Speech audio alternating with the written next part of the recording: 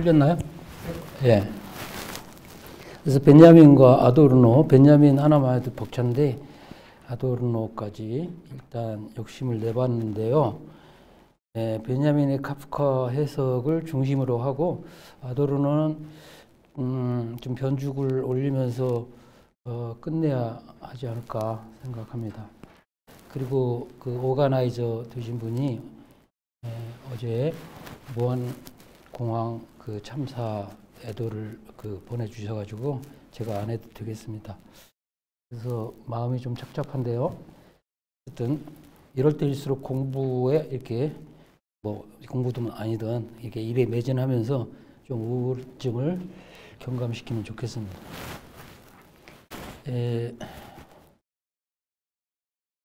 벤자민의 카프카에서 지금 이렇게 켜면 이게 안 올라가나요?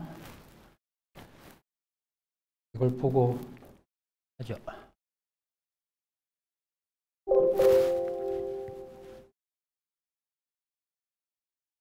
잠깐만요. 다시 해볼게요.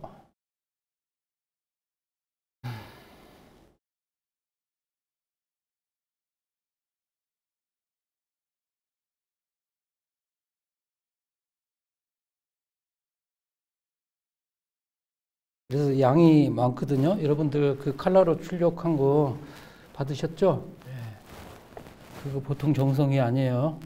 그거 하느라고 제가 시간을 드렸습니다. 예. 이렇게 보는 게 저한테는 편해요. 그래서 보죠. 베냐민의 카프카 관련 글들이 여기저기 흩어져 있는데 가장 중요한 게 여기 두 번째 에세이라고 봅니다. 카프카 에세이라고 부르는데 1934년에 프란츠 카프카 그의 10주기에 즈음하여 이게 가장 그 분량이 많고요. 그 다음에 제가 보기에는 첫 번째 이 강연문, 그러니까 카프카의 중국의 만리장성이 축조됐을 때 이 단편이 나왔을 때 단편집이 서평 겸 강연문으로 쓴 거예요. 여기에 다 요약이 돼 있어요. 그리고 1938년에 카프카 작품은 두 개의 초점이 있는 타원이다로 시작하는 문장, 이 숄렘에게 보낸 편지에 카프카에 대한 생각을 또 뭉뚱그려서 이렇게 제시하고 있습니다. 이 모두 베냐민 손집 7권에 들어 있습니다. 이게 7권인데요. 카프카와 현대라고 있는데요. 이거는 하다 보니까 베냐민 유버 카프카, 그러니까 베냐민이 카프카에 대해서라는 독일 책인데요. 이것이 지금 베냐민 전집에 들어있는 카프카 관련 글들을 선별한 거예요. 예.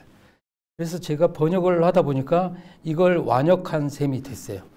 다시 한번 베냐민 선집 제7권이 카프카를 다루고 제목이 카프카와 현대인데 베냐민 유버 카프카라는 책을 전체를 완역한 셈이 됐다. 물론 전집에는 이것 말고 더 글이 더 있습니다. 예. 여러분들 그 베냐민을 수강생 여러분이 또 선지식이 좀 다르고 해서 제가 그냥 나름대로 진행할 테니까요. 이해해 주시고요. 독일 바이마르 공화국 시대 유대기의 철학자, 작가, 비평가. 형이상학 유대신학적 요소를 역사적 유물론과 결합한 독특한 이론을 전개했다. 그 후기에 이제 해당하는데, 그래서 막시스트 혹은 막스주의자 가운데 이 신학이라는 불편한 요소를 융합시킨 사람은 많지 않아요.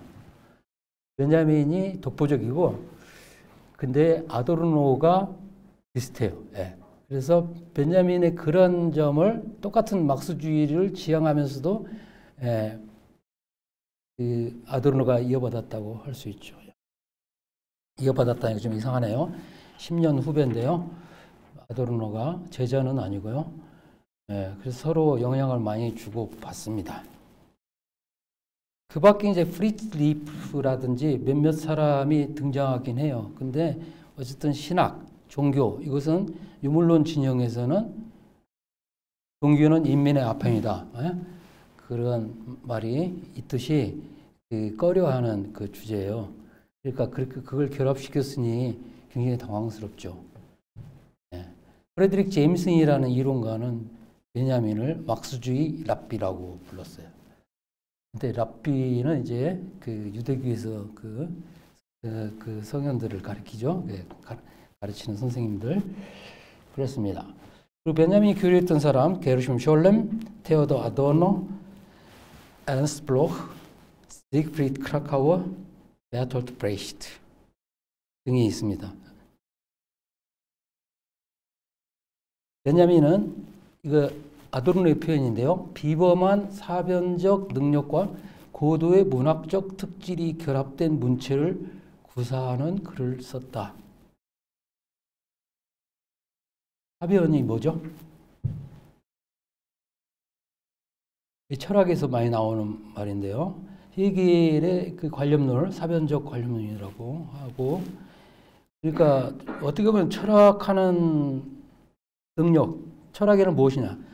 사유의 방법을 가르치는 거잖아요. 예. 그래서 사변은 이렇게 생각하시면 돼요. 그 생각사자 있잖아요. 예? 생각을 판별한다. 그러니까 사유한다. 이렇게 생각하시면 돼요. 근데 왜 사유가 아니라 사변이란 말을 썼는가? 사변은 경험적으로 주어져 있지 않은 비가시적인 것들도 우리가 사유할 수 있거든요. 그런 것들을 가리켜서 이제 사변이라고 해요. 다시 한번. 사유는 모든 대상을 이제 아우르는데, 사변하면 경험적으로 주어지지 않은 뭐 영혼이라든지 우주라든지 뭐 이런 것들은 우리가 이게 실제로 볼 수 없잖아요. 비가시적인 거 그런 것들을 사유는 할 수 있죠, 그죠? 사유는 할 수 있죠. 그런 능력이 이제 철학에서 이제 전승되어 왔는데, 베냐민이 그런 능력이 뛰어나다. 이건 무슨 말이냐면, 여러 사유의 모티브가 있잖아요. 그런 것들을 연결짓는, 네트워킹 시키는데 거의 천재라고 할 수 있죠. 그리고 서양 철학에서 베냐민만큼 다독한 사람, 많이 읽은 사람 없다는 제가 강의에서 독일 세미나에서 들었는데요. 그러니까 플라톤부터 시작해서 오늘날까지 베냐민 이제 1940년에 죽는데, 그때까지 종횡무진으로 이게 연결시켜요. 그런데 문학적 특질이 있어요. 그러니까 문학적 특질이 베냐민의 또 특징인데요. 여러분들 그러니까 그 철학하면 이게 사유, 논리 이런 걸 다루기 때문에 굉장히 추상적이고 건조하게 느껴지는데요. 문학적인 특질을 가진 언어를 가지고 사유했을 때는 좀 독특하잖아요. 그래서 어렵게 생각하지 마시고, 저는 이제 대학교 1학년 때부터 이 철학에 관심이 있어가지고 고등학교 때까지는 입시 교육에 매몰되어 있다가 막 읽고 싶은 거 막 찾아서 다녔거든요. 그래서 청계천에 헌책방 거리가 있었어요. 거기서 사서삼경을 사고, 교이테 전집 사고, 니체 전집도 사고, 그래서 그냥 깡그리 다 읽었어요. 그런데 거기 니체 같은 경우가 바로 이 문학적 특질을 구사한다고 할 수 있어요. 그렇죠? 니체는 시인이기도 해요. 그리고 몽테뉴 수상록, 그것도 읽었는데, 그것도 보면 에세이, 옛날 에세이라고 많이 썼어요. 에세이. 그래서 그걸 우리는 수상록 이렇게 표현했는데, 또 다른 철학자로 루소를 들 수 있어요. 루소. 그리고 아도르노도 역시 마찬가지. 아도르노도 물론 철학적인 건조한 전통적인 글쓰기도 쓰지만, 노텐츠오 리트라투어, 문학에 대한 노트 같은 거 보면 문학을 섭렵하고 있거든요. 그래서 20세기 루소라고 부르는데요. 그 아도르노를 가리켜서 그 사회비판적인 주제를 가지고서 그 문학적 특질이 두드러진 그러한 철학 언어를 썼습니다. 미니마 모랄리아를 특히 추천합니다. 저는 개인적으로 20세기 최고의 책으로 미니마 모랄리아를 여러 사람한테 추천했어요. 150개의 단편으로 이루어졌어요. 그 단편 형식 자체가 에세이 아르스 포럼이라는 글도 있고요. 그러니까 제4의 장르라고 할 수 있죠. 네, 여러분들이 지금 질문을 중간중간에 못 하잖아요. 이따 질문할 시간을 드릴 테니까 10분, 20분 체크를 해뒀다가 나중에 질문하시거나 아니면 중간 휴식 시간에 하시면 되겠습니다. 그래서 자, 문학적 특질, 전통적인 서양 철학에서는 리토릭이라고 보시면 되죠. 그러니까 아무리 논리가 뛰어나더라도 그거를 사람들한테 설득시키고 감흥을 불러일으키려면 리토릭을 사용하잖아요. 그래서 그러면 메타포 같은 걸 중시한단 말이에요. 그래서 뭐 니체가 진리는 메타포의 덩어리다 했지만 베냐민도 비슷한 생각이에요. 그래서 메타포는 언어에 부과된 특질, 좀 거추장스럽기도 하고 그러한 것이 아니라 핵심이다. 언어의 핵심이 리토릭이고 그 메타포라고도 할 수 있죠. 그래서 문학적 특질을 자기가 선택한 게 아니라 원래 자연스럽게 나온 거예요. 그래서 사변적 능력과 결합된다는 것 자체가 독특한 거예요. 왜냐하면 사변으로 나가면 추상적이고 건조하고 막 그런 논리적이고 이런 식으로 나가는데 문학이 되면 어떻게 돼요? 완전히 방향이 다르잖아요. 그래서 어떻게 생각하세요? 그래서 이 둘이 결합됐다고 표현하는 것 자체가 이 둘이 모순관계다. 잘 합치할 수 없는 그런 것이다라는 것이 암시되어 있죠. 아도르노가 자기도 이런 그 글쓰기를 했는데 베냐민을 가리켜서 선배라고 했죠.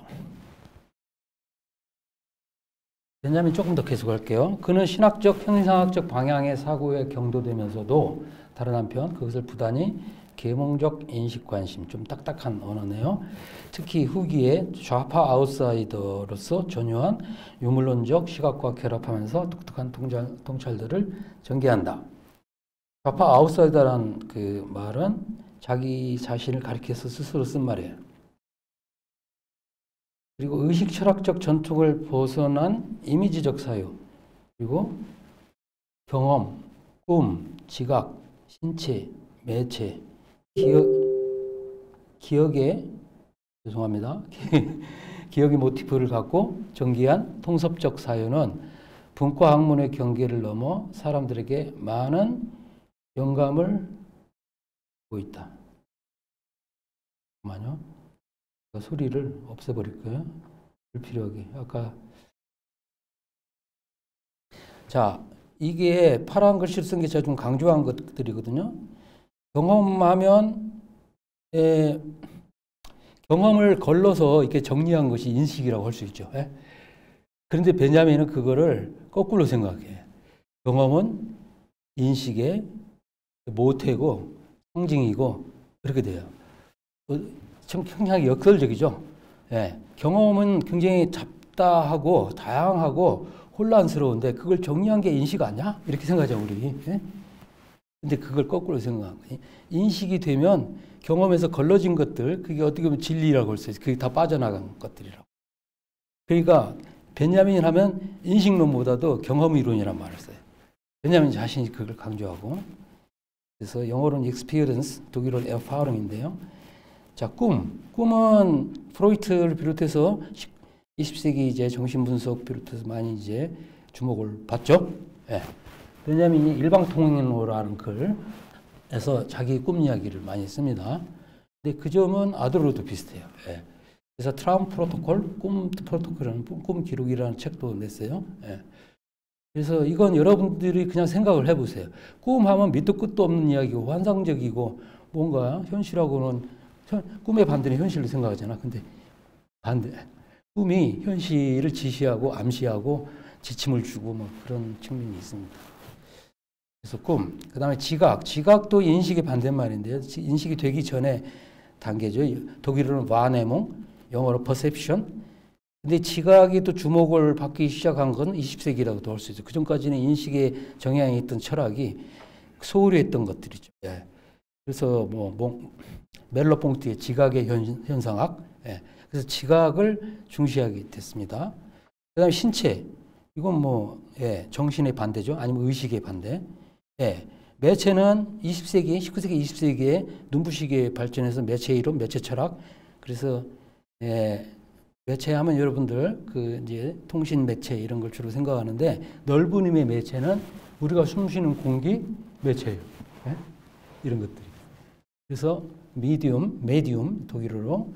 그래서 매체, 독일 벤자민은 이제 기술복제 시대 예술작품과 같은, 아니면 라디오 관련 글도 썼고요. 그래서 매체에 비상하고 관심을 갖고 있었어요.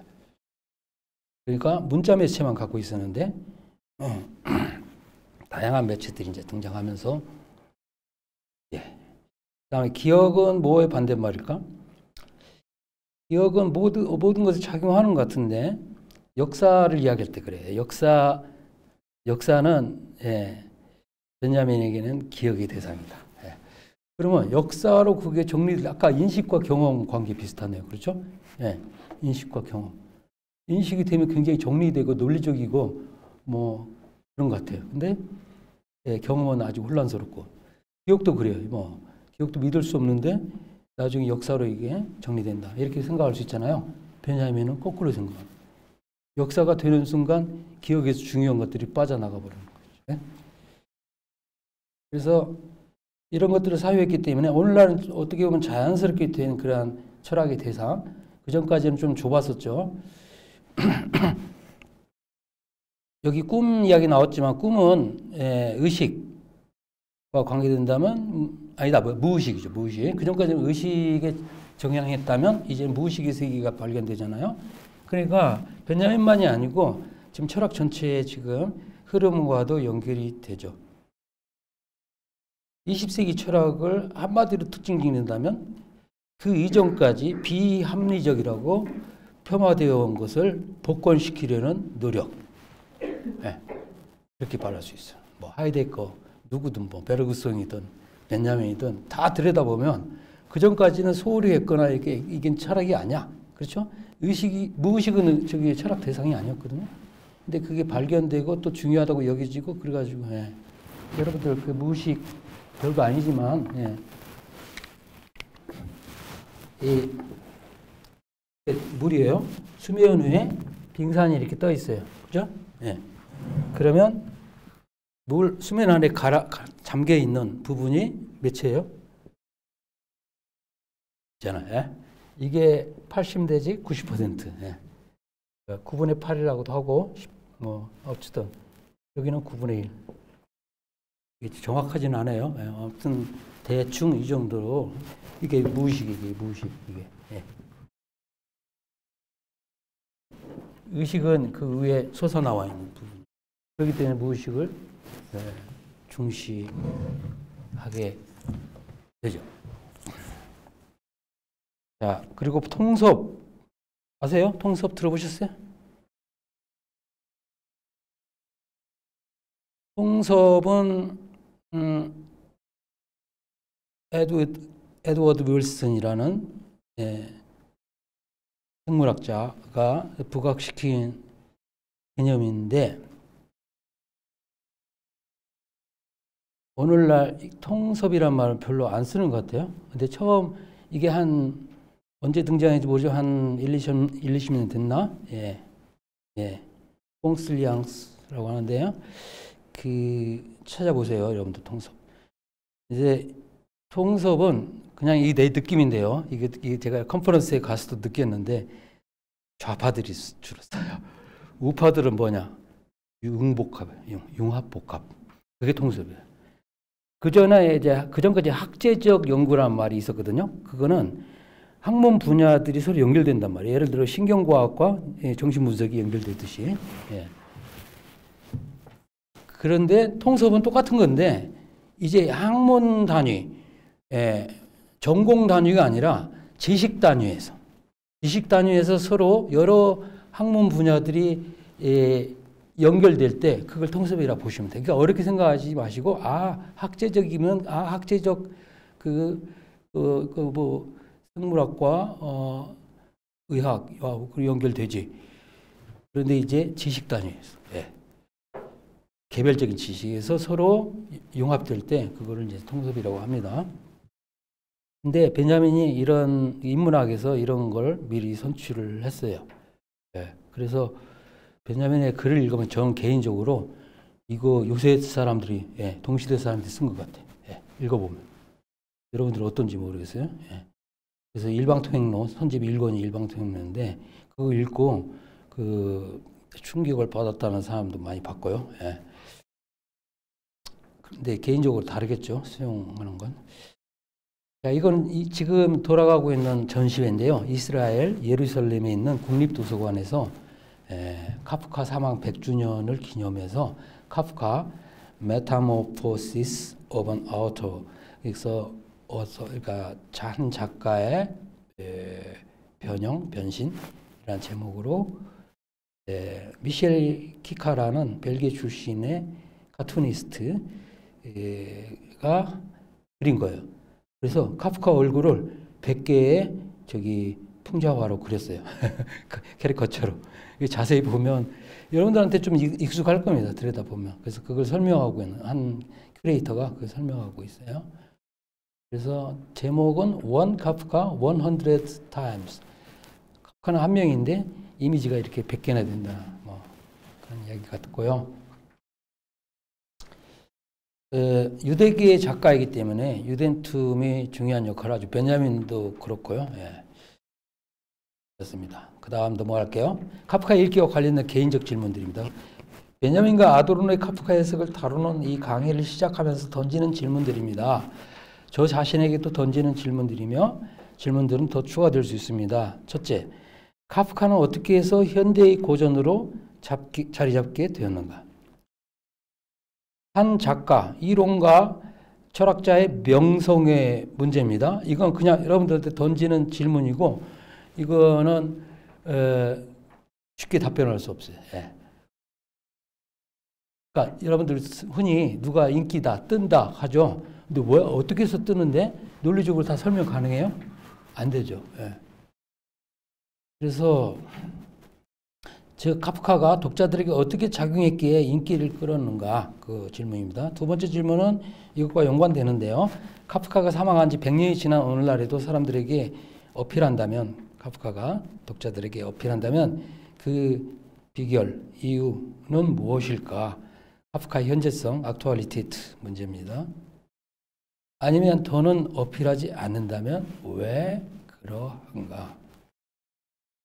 그리고 작가 한강, 노벨상 수상한 한강을 좀 생각을 해봤습니다. 예. 그래서 여기에 대해서 답변을 안 했지만 나름대로 답변을 하자면 카프카는 그 시대의 핵심을 언어화시켰어요. 언어로. 예. 그게 사람들한테 공명을 불러일으켰어요. 여러분들이 예술작품이나 문학작품 봤을 때 이렇게 끌리는 이유는 뭐 여러 가지 있겠지만 제가 오래전부터 생각한 것은 맞아. 내가 오래전부터 저걸 생각했는데 이 사람이 그걸 표현했네. 그런 느낌이에요. 여러 가지가 있지만 그게 가장 큰 것 같아 나는. 그래서 언어화시켰다는 거죠. 그거를 카프카 해석에서 베냐민이든 카프카든 그 아도르노든 그걸 확인할 수 있습니다. 그 다음에 오늘날의 두 번째 질문, 오늘날에도 어필하는가 아니면 더 이상 어필하지 않는가? 이건 여러분들이 스스로 생각해야 돼. 예. 그래서 오늘날도 중요하다는 듯이 다루는 건 또 문제 삼을 수 있어요. 우리가 카프카를 읽는 이유는 뭡니까? 저는 이제 대학교 들어와서 카프카를 국내에 번역된 건 다 읽었는데요. 예. 왜 읽을까? 그리고 여러분들 왜 베냐민 강의 들어? 예를 들어? 일단은 쉬운 답변. 서양 사람들이 다루니까. 그게 수입된 거예요. 네. 우리가 다 이런 카프카니, 베냐민이지, 아도르노지 어디서 들었습니까? 서양에서 들었잖아요. 예. 그게 왜 인기를 끄는가? 왜 중요해지는가? 그거 이제 또 설명을 해야 돼. 예. 근데 어쨌거나,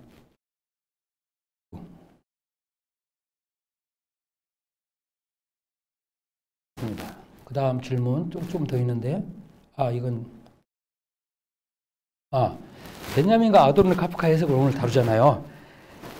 그러면 우리가 대체로 카프카를 읽는 것인가? 아니면 벤자민과 아도르노를 읽는 것인가? 어떻게 생각하세요? 하찮은 질문 같은데, 물론 두 가지 다 읽죠, 지금.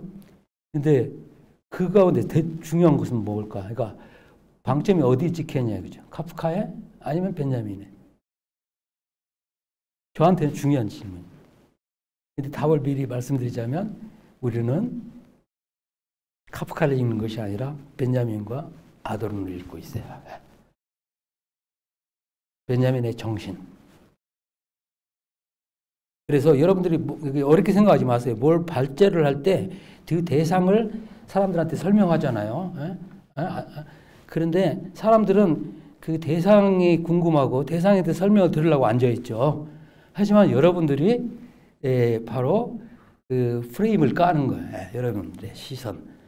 주관인데 그게 여러분들의 정신이에요. 그래서 언어 정신이 언어를 발화하는 사람의 정신이 표현되는 거예요. 대상은 나쁘게 표현하자면 왜곡되거나 이게 변형되거나 그런 프레임이 씌워졌다 이렇게도 볼 수 있고 색안경을 썼다 이렇게 볼 수 있죠. 물론 우리는 색안경 없이 순수하게 카프카 자체를 지금 읽고 싶어요. 근데 과연 카프카 그 자체가 있을까? 순수한 카프카라는 게 있을까? 그래서 인문학적 지식은 모두 해석이에요. 그게 단점인 것 같지만 그게 장점이에요. 다양한 해석이 또 시대마다 다른 해석들을, 문화권마다 다른 해석들이 나옵니다. 그렇기 때문에 그러면 어떤 것이 더 옳은가? 이건 옳다는 표현 자체가 자연과학적인데요. 그렇게 말할 수는 없고 어떤 것이 더 그럴듯한가? 이거 부정적으로 보지 마시고요. 독일어로 이제 plausibility인데요. 그럴듯함, 사람들한테 설득력이 있음, 그게 인문학적 지식이에요. 좀 위험하기도 해요. 나는 순수하게 그 대상을 알고 싶은데, 그 진리를 알고 싶은데, 이 선생님은 카프카 그 자체가 있을까라고 질문하네? 아리까리하죠. 생각을 해보세요. 어쨌든 제가 조금 해석을 나름대로 했습니다. 그래서 인문학적 지식의 특성이 해석이다. 이건 벤자민 생각이기도 합니다. 인터프레타치온. 모든 지식은 인터프리타치온이다. 그다음에 과잉 해석이 생길 수 있습니다. 과잉 해석. 아까 명성 문제도 조금 더 이야기할 수 있는데요. 과대평가된 작가가 있고 과소평가된 작가가 있고 심지어 묻힌 작가가 있어요. 굉장히 보석 같은 작가인데 묻혔어요. 근데 그러는 사람들을 발굴하는 게 비평의 과제죠. 그래서 우리가 이게 무엇을 수용했다는 것은 그 전승해준 그 역사를 넘겨받은 거거든요. 근데 그걸 그대로 또 따라하지도 않고 또 변형시켜요. 그래서 포스트 모더니즘 같은 경우도 새로운 조류, 새로운 사상인 듯 보였지만 어느새 더 이상 포스트 모던 이야기를 안 해요. 그러니까 한 이론이 설득력을 지니는가, 그럴듯한가, 이거는 시간이 좀 지나야 돼요. 그래서 인문학에서는 살아있는 작가들을 비평하는 걸 조금 주저해요. 독일에서는 특히 그래요. 살아있는 작가는 거의 안 달아요. 그 사람이 한참 수용되고 나서 일정 시간이 지난 뒤에야 그 다음에 평가하고 제대로 평가할 수 있다. 이런 말이 있습니다. 그게 과연 옳은 건지는 모르겠어요. 여러분들 생각해 보라고 제가 던지는 질문입니다. 그리고 베냐민과 아도르노의 카프카 해석에서 베냐민과 아도르노와 그 대상인 카프카를 구별할 수 있을까? 어느 부분이 사태, 대상, 즉 카프카 자체인가? 어느 부분부터 아도르노 또는 베냐민인가?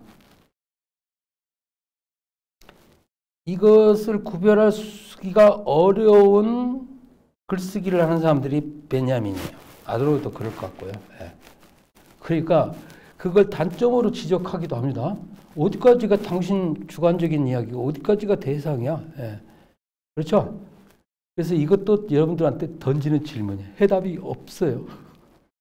근데 베냐민을 두고 미리 말하자면 뒤에서 베냐민은 그런 말을 써요. 카프카를 계속 수용하고 읽고 해석하면서 카프카 그 해석에서 자기 사유의 그 경로가 그 뭐랄까 형성됐다. 예.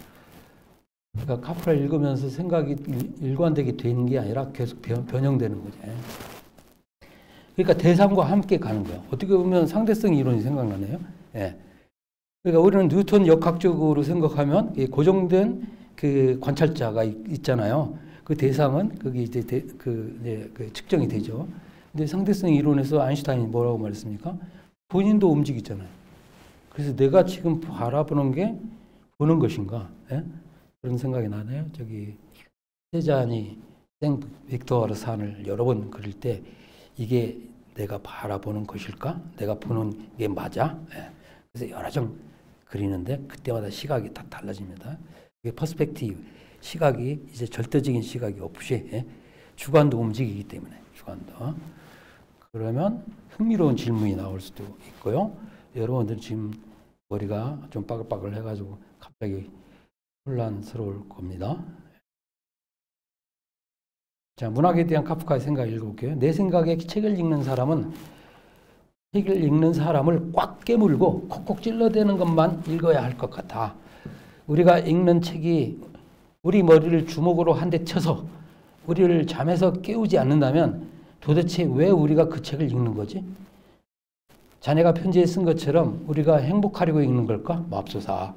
설령 책이 한 권도 없다 해도 우리는 역시나 행복해질 수 있을 거야. 또한 우리를 행복하게 해주는 책은 필요할 경우에는 우리 손수 쓸 수도 있을 거야. 하지만 우리는 다음과 같은 책이 필요한 거야. 우리를 몹시 고통스럽게 하는 불행 같고 우리 자신보다 더 끔찍이 사랑했던 그 어떤 사람의 죽음 같고 모든 사람들로부터 뚝 떨어져 숲속으로 추방된 것 같고 스스로 목숨을 끊는 것 같은 느낌을 주는 그런 책이 필요하지. 책이란 무릇 우리 안에 얼어버린 바다를 깨트리는 도끼가 아니면 안 되는 거야. 저는 개인적으로 이것에 동의하면서 또 조금 거리를 두고 싶어요. 왜냐하면 꼭 사람들한테 충격을 줘야만 하나? 네. 카프카를 싫어하는 사람도 많아요. 굉장히 그로테스크하고 막 끔찍하고 하다고. 네. 그런데 내재적으로 보면 옳은 말이거든. 오스카 폴라크라는 친구한테 쓴 편지의 한 구절입니다. 그래서 이거 많이 인구에 회자되는데요. 얼어버린 바다를 깨트리는 도끼가 문학이다.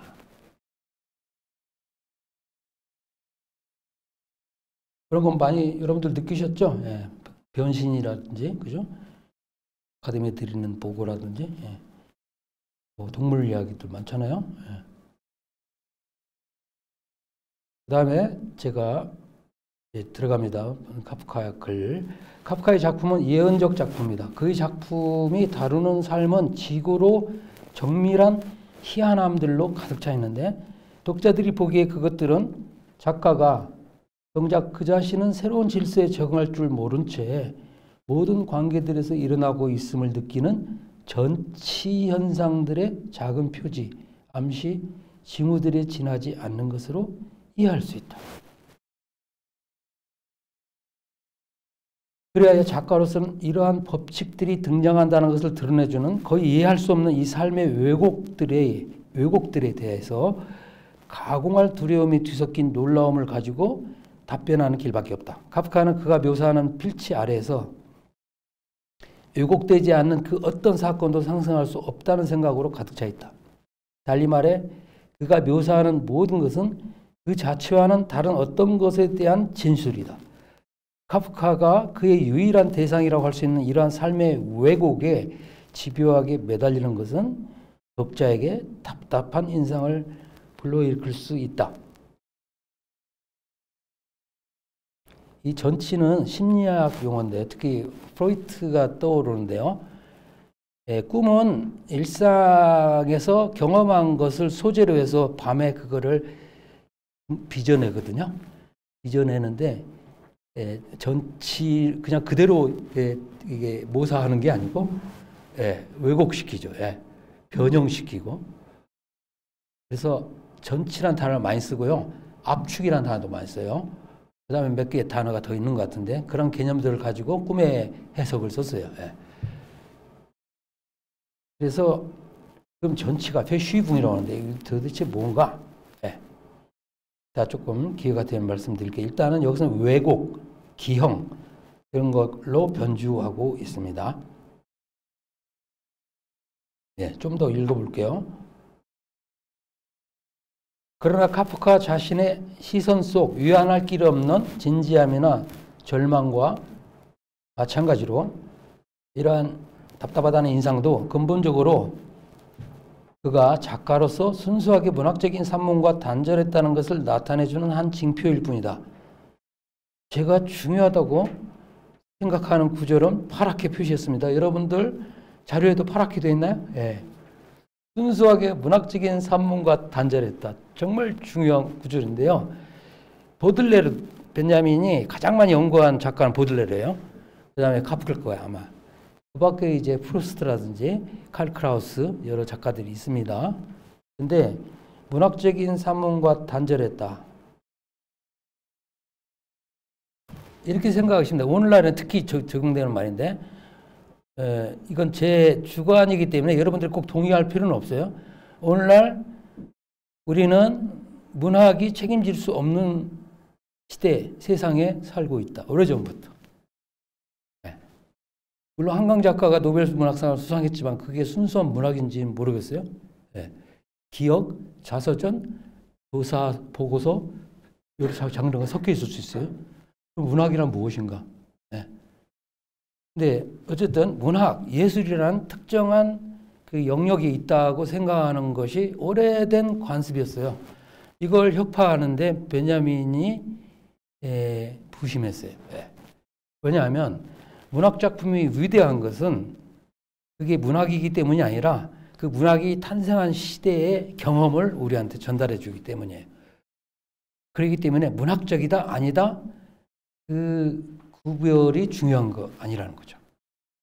그래서 예술 혹은 문학의 영역적 성격을 폭파하는 것이 중요하다.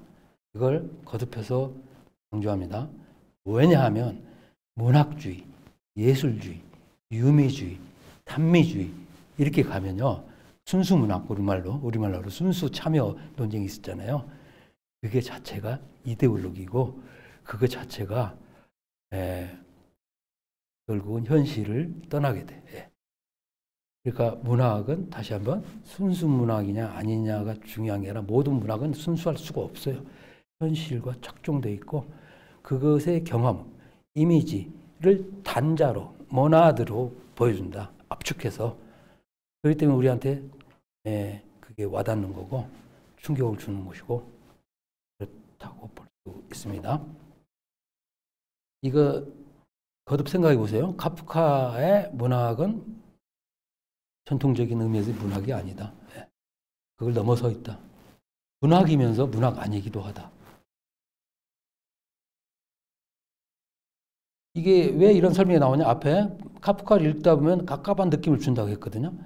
그렇지만 그건 바로 순수한 문학적 산문과 단절했다는 걸, 즉 카프카의 작가 정신이 그걸 보여준다. 그의 산문이 증명해 주는 것은 아무것도 없을 것이다. 그렇지만 어쨌든 그의 산문은 무언가를 증명하는 맥락 속으로 언제든 집어넣을 수 있는 성질을 띠고 있다. 이것도 굉장히 역설적이죠.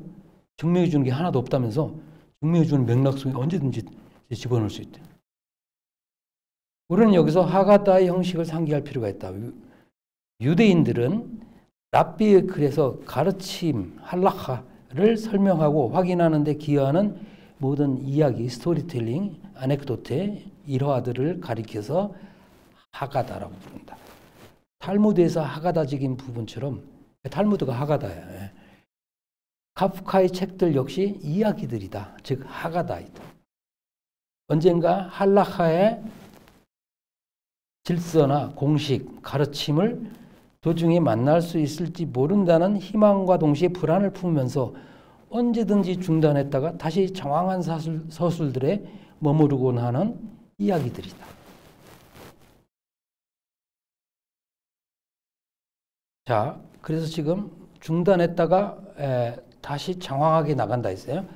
왜 이렇게 나가는가? 예? 그렇다 하면서 이게 지금 이어지는 말입니다. 지체하기야말로 그처럼 특이하고 종종 놀라운 장황감이 갖는 본래의 의미이다. 지체하기. 막스 브로트에 따르면 진지하게 파악되는 삶의 모든 문제들에는 성에 나오는 한 소녀가 관청에서 온 수수께끼 같은 편지들에 대해 주장하는 것이 적용된다. 즉, 그 편지들이 촉발하는 숙고들은 끝이 없다는 점이다. 그러나 카프카에게서 이러한 끝없음을 과시하는 것은 바로 종말에 대한 불안이다. 따라서 카프카의 장황함은 소설에서 일화가 갖는 의미와는 전혀 다른 의미를 갖는다. 소설들은 보통 스스로 자족한다. 카프카의 책들은 결코 그렇지 못하며 그의 작품들은 모종의 이 도덕을 세상에 출산시킴이 없이 배태하고 있는 이야기들이다. 그래야 카프카는 우리가 이 점에 가지고 이야기한다면 위대한 소설가들에게서가 아니라 그보다 훨씬 검소한 작가들, 이야기꾼들에게서 배웠던 것이다. 이게 압축돼서 어렵죠? 이게 다가오는 게. 이게 보면 지체하기가 뭐냐면 예를 들어 소송이 소설 읽어보면 언제 소송이 진행되는 거야? 내지는 소송 왜 이게 그러니까 요세프 칸은 아무 죄도 저지르지 않으면서 체포되었다 어느 날 그렇게 시작하잖아요. 근데 아무것도 해명이 안 돼. 계속 늪속에 빠져드는 것 같아. 근데 그런 거 이제 지체하기라고 보면 돼. 뭐냐면 그러니까 나중에 말하는데 벤자민은 카프카의 그 뭐랄까 희망 내지는 위안, 카프카의 위대한 점은 소설이 단편으로 끝난 데 있다. 즉 중단된 데 있다. 그걸 결론을 내버리면 다 마무리되잖아요. 근데 물론 이제 일부러 그랬다기보다는 또 병에 걸리고 해서 완결시킬 수 없었던 게 이제 가장 중요한데, 그래서 지체하기라는 거예요. 지체하기. 뭐냐면 판결을 미루는 거예요. 자꾸. 문학이 그런 역할을 한다는 거예요. 문학이. 그래서 끊임없이 편지 한 구절 하나 받아놓고도 거기 있는 문구를 가지고 그냥 꼴똘하게 생각하고, 멜랑콜릴 것 같네요. 어쨌든 그래서 도덕이라기에 나오거든요. 이 도덕은 이야기의 특징이에요. 스토리텔링의 전통적인 소설과 이야기를 구분한 벤자민의 에세이가 있습니다. 이야기꾼이라는 제목의 선집 9권에 들어있는데요. 거기에 이 도덕 이야기가 나오고 정의, justice 이야기가 나오고요. 여기서 검소한 작가들, 이야기꾼들이라 했는데 요한 페트 헤벨을 좋아했다고 그러고요. 동시대 작가로는 말저를 좋아했다고 그래요. 조금 더 이건 이제 여기까지, 이게 핵심을 제가 지금 짚었습니다. 보면 다시 한번 회고해 볼까? 전치 현상들, 이게 사실 현대의 현상들이에요. 결론을 미리 말하죠. 어차피 제가 지금 중간에서 끝나야 할 것 같아요. 저는 마르크스의 소외된 노동이라는 게 있거든요. 경제학 철학 수고에. 소외된 노동은 노동자가 노동을 통해서 상품을 만들어내는데 그 상품이 노동자 자신에게 낯설게 나타나다. alienation, 독일어로 Entfremdung. 이게 소외예요. 그거를 이제 부풀려가지고 20세기에는 실존주의 철학을 비롯해서 이런 데서 많이 부풀려가지고 그냥 외로움, 고독과 비슷한 의미로 됐어요. 그게 아니에요. 막스에 따르면 모든 소외의 근원은 경제적 소외에 있다. 소외된 노동이 있다. 소외된 노동을 없애는 거, 제거하는 거, 그게 바로 노동 해방이에요. 그러면 사적 소유를 철폐해야 한다고. 이제 사적 소유라는 재산을 전부 개인 소유를 없앤다는 게 아니라 그 생산 수단에 대한 사적 소유, 공장, 기계 이거에 대한 사적 소유를 가리킵니다. 그래서 경철수고 출판을 목적으로 쓰지 않은 마르크스주의의 웅대한 철학적 우주적 비전이 들어있는 그 노트, 그게 1933년에 발견돼 가지고 출판됐거든요. 그걸 경제학, 철학, 수고, 정철 수고라고 합니다. 거기에 소외된 노동 파트가 있어요. 그걸 읽어보면 소외의 4차원 이야기하면서 노동자가 자신이 만들어낸 상품으로부터의 소외, 그다음에 노동자가 그 노동자 그 다른 노동자로부터의 소외, 그러니까 노동자들끼리 소외가 있죠. 그다음에 세 번째는 노동자가 유적 존재로서의 인간, 그러니까 인간이라는 류가 있잖아요. 즉 인간을 인간으로 만드는 어떤 특질, 인간성이랄까 그런 것부터 소외됩니다. 왜냐하면 소외된 노동에서 노동자는 동물적 삶을 인간다운 삶을 위한 그 수단으로 만드는 게 아니라 그 거꾸로가 되거든. 그러니까 생명을 연장하기 위해서 정신적 삶이 이제 파괴되는 거죠. 그러니까 노동자는 왜 생산하면 할수록 자기를 파괴하는가? 노동자는 왜 살려고 하면 이렇게 죽이게 되는가? 이게 노동과 자본의 모순입니다. 왜냐하면 자본은 노동을 통해서 만들어지는 건데 그 자본이 노동을 억압하거든요. 죽이거든요. 내가 압축해서 설명하니까 무슨 말인지 이해가 안 될 거예요. 그러면 차근차근 그게 별로 길지 않거든요. 한 20, 30페이지 돼요. 쭉 읽어보면 네 번째 소외 차원은 그 모든 만인에 대한 소외입니다. 이렇게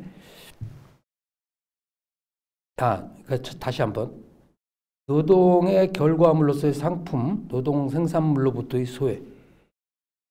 적대적으로 나타나. 노동자는 자기가 만든 상품을 살 능력이 없어요.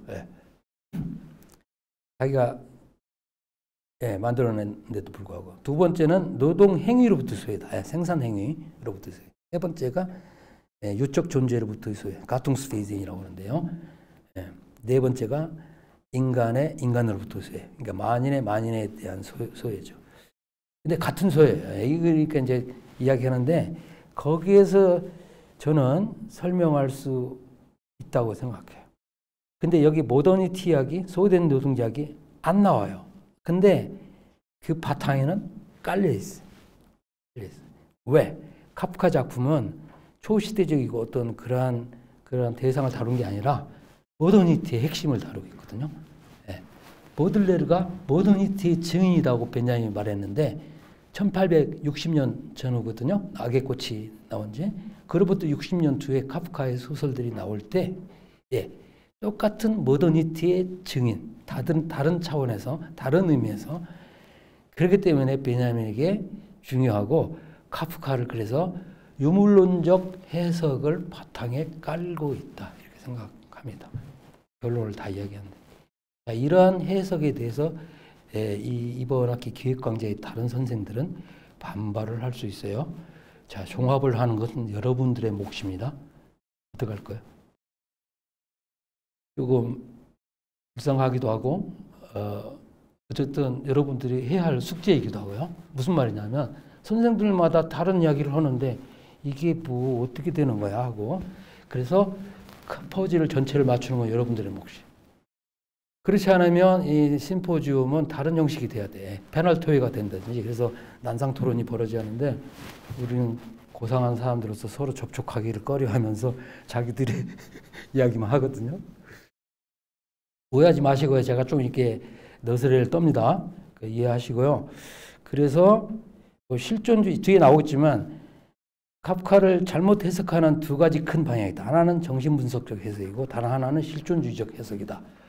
그러면 첫 시간에 실존주의 이야기고 배치되는 이야기입니다. 근데 아도르도 똑같은 말을 해. 실존주의적 해석의 말로 카프카를 가장 그르친다. 그러니까 그걸 제가 암시를 하자면 소외된 노동 이야기가 그러니까 유물론적으로 이렇게 발상이 됐는데 이거를 실존주의가 부풀려 가지고 그냥 외로움, 고독 이렇게 돼서 네가 아우슈비츠에서 끌려가도 네가 스스로 자유롭다고 여기면 넌 자유로운 거야. 그런 거랑 마찬가지야. 이 이야기는 아도르노가 했어요. 이게 말이 통해요. 하체트에서 강제수용소에서 죽음을 앞둔 사람한테 당신은 스스로 자유롭다고 결단을 내리면 돼. 피투성의 존재지만 던져져 있는 존재지만 네가 자유롭다고 생각하면 자유인 거야. 이 말이나 되냐. 그래서 유물론은 실존주의고 화합할 수 없어요. 화합할. 실존 철학의 한 기둥은 하이데거. 하이데거 말고도 있지만 어쨌든. 그래서 이건 누가 어떤 베냐민 연구자가 쓴 거예요. 바이마르 공화국 시대, 1918년에서 1933년 나치가 등장할 때까지 독일 철학의 두 기둥이 있는데 하나는 하이데거고 다른 하나는 벤자민이다. 하이데거는 나치의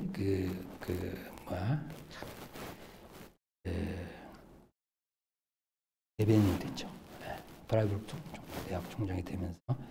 누구는 또 그래요. 하이데거의 철학과 하이데거의 개인적인 삶은 구별해야 돼. 어떤 사람은 그래. 아니에요. 네. 존재와 시간을 보면 하이데거가 나치적인 사유를 했다는 게 다 드러나 있습니다. 예. 제가 독일에서도 그런 세미나들이 충돌했어요. 예.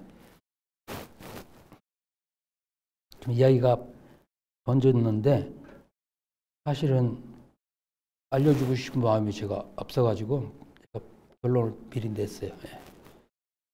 자, 다시 돌아와서 벤자민은 노동이니 유물론이니 아무 말도 안 하는데 노동력이 일단 나온다. 이게 유물론적이라니 당신 정신 있는 거야? 이렇게 볼 수 있죠. 근데 저는 맞다고 생각해요. 자, 그 다음 이 방금 읽었던 중국의 만리장성 그 강연문 쓸 무렵에 일기를 쓴 게 있는데요. 이 일기에서 가져온 거예요. 스스로 자기 일기에서 그걸 다듬은 거예요. 한번 읽어볼게요. 6월 6일 1931년에 썼어요. 브레시트는 카프카에게서 한 예언적 작가를 본다. 브레시트가 덴마크에 있었어요. 그래서 베냐민이 많이 방학 때 들락거렸어요. 예언적 작가. 그는 카프카에 관해 설명하기를 자기는 그 작가를 자기 자신의 호주머니처럼 잘 이해한다고 한다. 그러나 그가 어떤 뜻을 그렇게 말하는지는 그리 쉽게 알아낼 수 없다. 어쨌든 분명한 것은 카프카가 단 하나의 주제를 갖고 있다는 점. 작가 카프카의 풍부함은 바로 그 주제의 변형들의 풍부함이라는 점이라는 것이다. 그 주제는 브레시트의 의미로 일반화해서 보자면 놀라움이다. 그것은 모든 관계들에서 엄청난 전치 나왔죠 아까? 여기서 나온 거예요. 전치가 일어나고 있음을 느끼면서 정작 그 자신은 새로운 질서에 적응할 줄 모르는 어떤 사람, 지금 카프카예요. 이 느끼는 놀라움이다. 그것은 이 세 질서들이 나는 브레시트를 그렇게 제대로 이해했다고 생각하는데 이 세 질서들이 대중의 존재가 대중 자신과 개인들에게 지시하는 변주법적 법칙들에 의해 규정되어 있기 때문이다. 어려운 말이네. 변주법이 나오고 대중 이야기 나오는데 대중의 존재가 모더니티에서 지금 카프카적인 모더니티에서 그건 우리의 모더니티이기도 해요. 핵심 역할을 한다는 뜻이고 그 다음에 놀라움 이야기 나오고 전치 이야기가 나와요. 자, 모더니티란 이런 의미에서 보면 아니면 이걸 넘어서서 저도 이제 모던 포스트 모던 모랄키 많이 강의를 했는데 모더니티는 이렇게 보시면 돼요. 시공간인데요. 전통적인 질서는 해체되고 붕괴되고 파괴되고 새로운 질서는 아직 인간이 추구할 만한 새로운 질서는 나타나지 않은 불안한 공간. 문학 예술가들은 그걸 이제 실험적으로 많이 그거를 다뤘죠. 그래서 부르주아적 모더니티, 그러니까 효율성을 추구하는 그러한 모더니티에 반대하면서 하지만 전통주의로 돌아가지 않으면서 새로운 모더니티를 추구했던 게 바로 작가들이고 예술가들이고 물론 이념적으로는 개인마다 좀 편차가 있습니다만 그렇게 보면 돼요. 다시 한번 모더니티란 무엇인가? 전통적 질서는 와해되어 가고 아직 새로운 질서는 나타나지 않는 불안한 그러면 전통은 파편화돼 가지고 부서지잖아요. 그걸 가지고 계속 이렇게 엮어보고 저렇게 엮어보는 카프카 작품도 마찬가지. 그리고 대중의 존재가 중요하다고 하는데 여기서 깊이 다루지 못합니다. 그러면서 계속 지금 베냐민 일기입니다. 그러나 개인은 이러한 법칙들이 생겨나고 있음을 드러내주는 거의 이해할 수 없는 삶의 왜곡, 기형들의 정말 두려움이 뒤섞인 놀라움을 갖고 대답하는 길밖에 없다. 내가 보기에 카프카를 지배하고 있는 생각은 그 어떤 과정도 우리의 의미에서 왜곡되지 않은 모습으로 재현할 수 없다는 점이다. 달리 말해 그가 묘사하는 모든 것은 그 자체와는 다른 어떤 것에 대한 진술이다. 지속적으로 예견하는 시각에 떠오르는 왜곡된 사물들의 현전에 대해 작가 자신의 시선 속에 유한할 길 없는 진지함이나 절망이 응답한다. 이러한 태도 때문에 브레히스트는 그를 유일하게 진정한 볼셰비키 작가로 인정하고자 한다. 카프카가 볼셰비키 작가래. 아니지. 볼셰비키 혁명이 일어났거든요. 러시아에서는. 여러분들이 알고 있는 카프카와 어떻게 이게 이미지와 이게 연결이 돼? 베냐민이 거짓말했을 리는 없고요. 브레히스트가 이렇게 말했다는 거야. 물론 이게 카프카 전체를 지금 가리키는지 모르겠지만 핵심을 지금 짚어낸 건 사실. 그러니까 카프카의 작품에 결국은 그 시대에 아까 소외된 노동 비롯해서 자본주의 질서 이런 것들의 그 문제점이 다뤄지고 있다. 저는 아메리칸을 처음 읽으면서 나중에도 확인했는데 1915년에 나왔나요? 네. 미국에 가보지도 않았어요. 카프카는. 네? 그 여행사 같은 데서 그 브로셔 안내문들 그 팜플릿 이런 것들을 봤다고 제가 알기로는 그런 거 보면서 아메리카를 상상하고 또 아메리카에 친구들이 있으면 보내온 편지 같은 것도 읽고 예. 그러니까 직접 가보지 않았는데 그 당시 미국 사회에 자본주의 지금 막 공격적 자본주의가 일어나는 그 사회의 진실을 본질을 꿰뚫고 있다. 어떻게 생각하세요?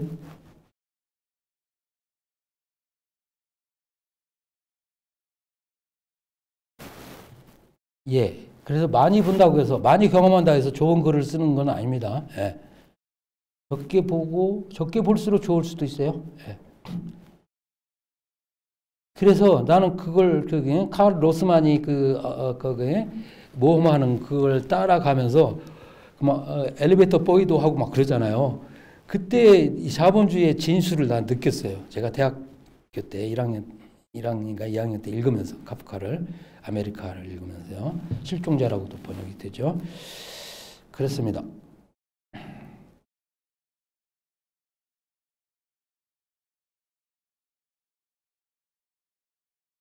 조금 더 있네요. 카프카가 한 가지 유일한 주제에 집요하게 매달린 것은 독자들에게 답답한 인상을 불러일으킬 수 있다. 그러나 근본적으로 이러한 인상은 카프카가 순수하게 서사하는 산문과 단절했음을 보여주는 징표일 따름이다. 아마도 그의 산문은 증명해 주는 것이 아무것도 없을 것이다. 그렇지만 어쨌든 그의 산문은 뭔가를 증명하는 맥락에 언제든 집어넣을 수 있는 성질을 띠고 있다. 아까 읽었던 겁니다. 우리는 하가다적인 형식을 상기할 수 있을 것 같다. 유대인들은 가르침, 즉 할라카를 설명하고 확인하는 데 기여하는 탈무드의 스토리텔링을 그렇게 부른다. 하가다라고. 가르침 그 자체는 물론 카프카에 어디서도 원명되고 있지 않다.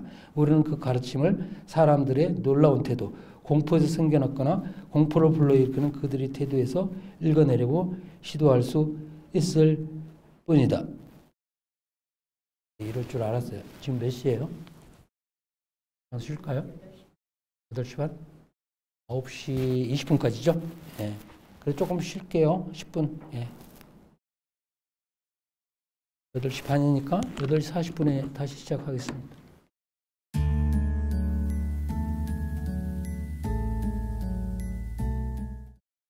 시작하겠습니다.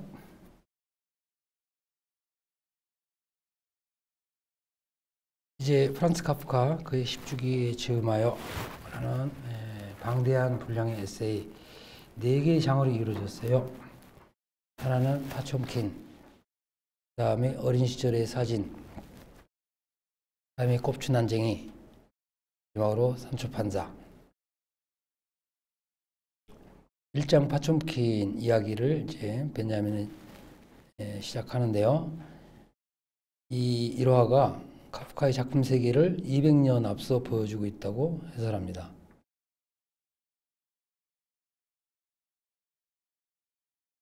이 일화는 그 푸시킨이 쓴 그 작품집, 이 독일어로 번역되는데, 예, 거기에 들어 있는데요. 제가 찾아내지는 못했어요.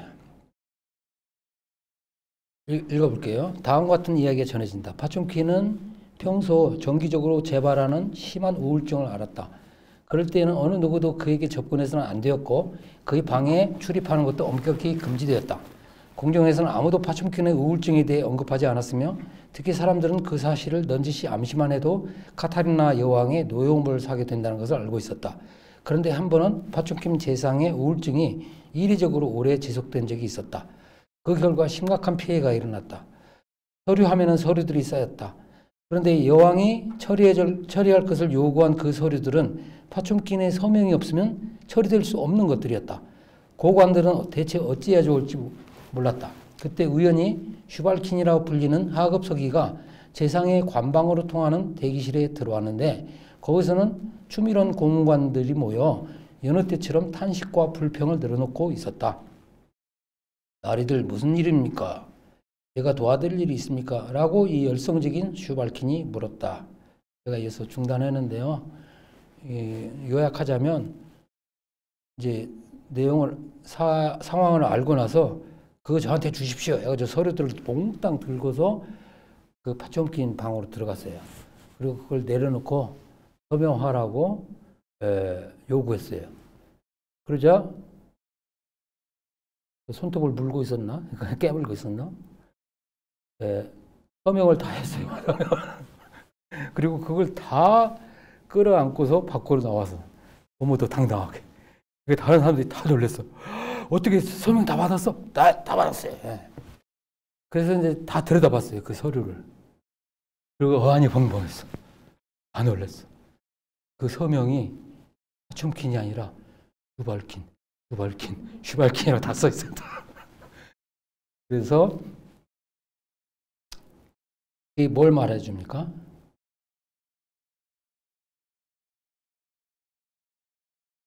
예, 이 파촘킨은 이제 그 늙은 그 부친의 세계, 관료들의 세계를 대변하고, 슈발킨은 충직한 사람, 성실한 사람,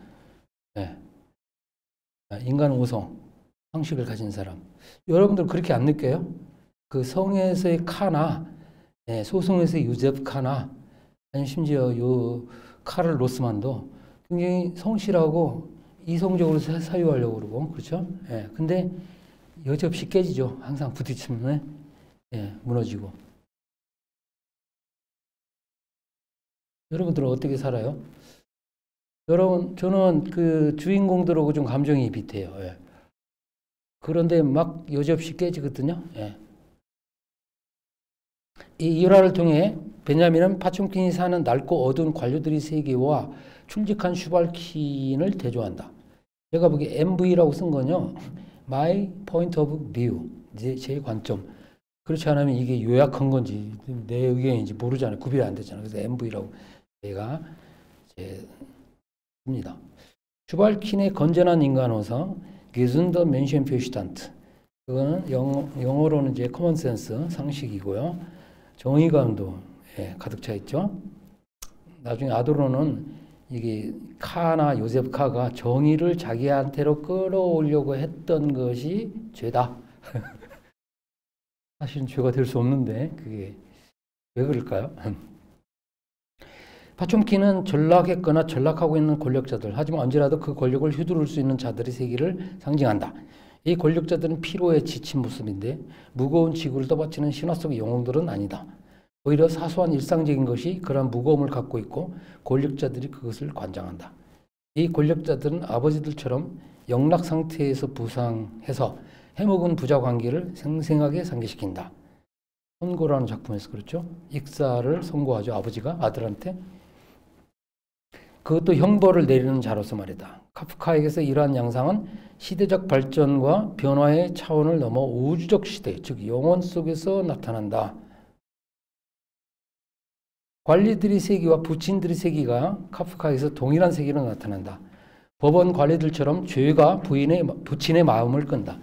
둔감함, 타락, 더러움이 이들의 세계를 특징짓는다. 이들은 이성과 인간성의 힘에 기생하면서 살아간다.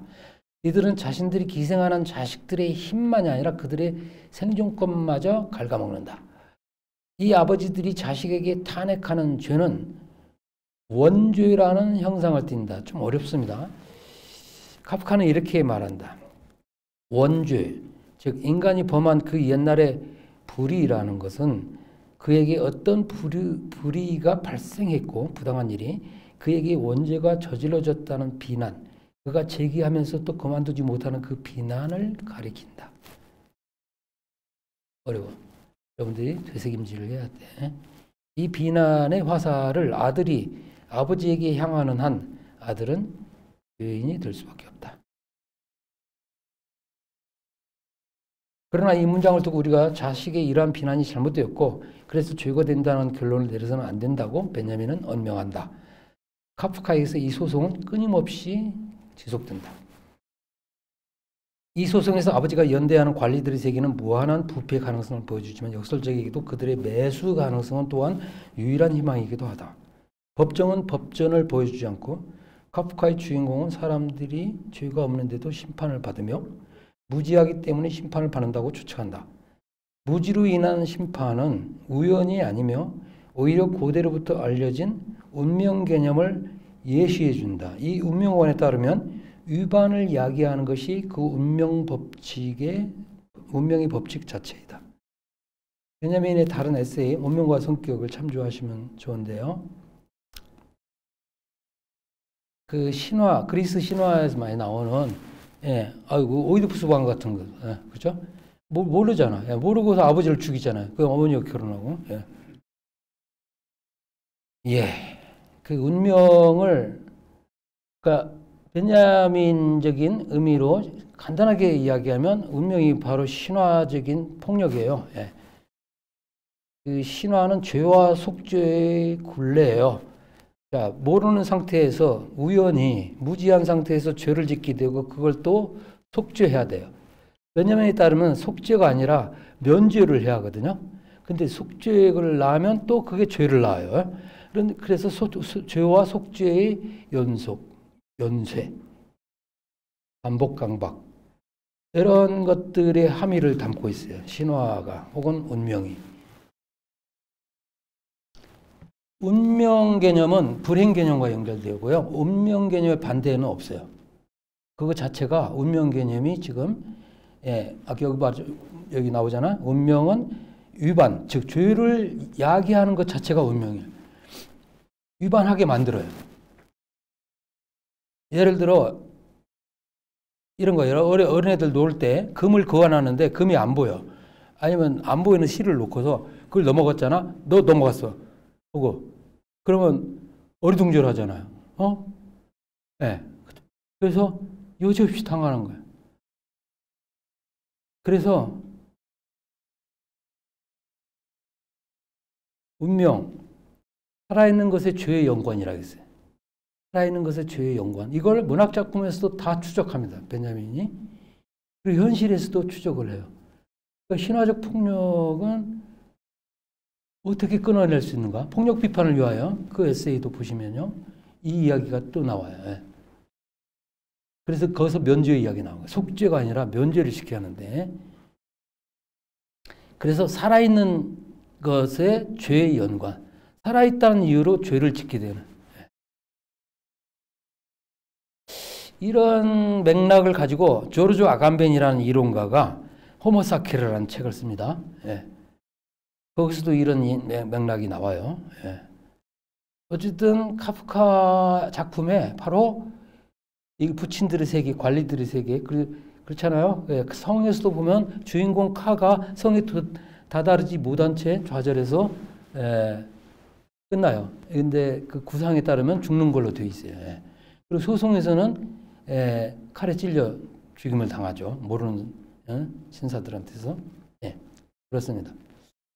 그래서 그 운명 개념이 딱 나오기 때문에 이게 신화, 폭력, 베냐민의 중요한 주제다. 베냐민의 비평은 모두 신화 비판이라고 할 수 있어요. 크리틱은 비평이라고도 번역하고 비판이라고도 번역합니다. 비평, 비판. 그래서 이런 것이 문학작품이나 아니면 고대 세계에서만 있었던 게 아니라 오늘날에도 활동하는 거죠. 그러면서 쭉 제가 다 읽지는 않고 나가 볼게요. 이 세상에는 절망적인 것 같아요. 그래서 막스부르트가 물었어. 이 세상에 절망밖에 없나? 희망은 없나? 했더니 카프카가 답변했대요. 제 개인적인 일화인데요. 희망은 많이 있지. 충분히 많이 있지. 다만 우리를 위한 희망이 아닐 뿐이야. 그럼 누구를 위한 희망? 베냐민이 말합니다. 마지막에 그렇다면 이 세계에 희망을 가진 자들은 누구인가? 베냐민에 따르면 그것은 조수들이다.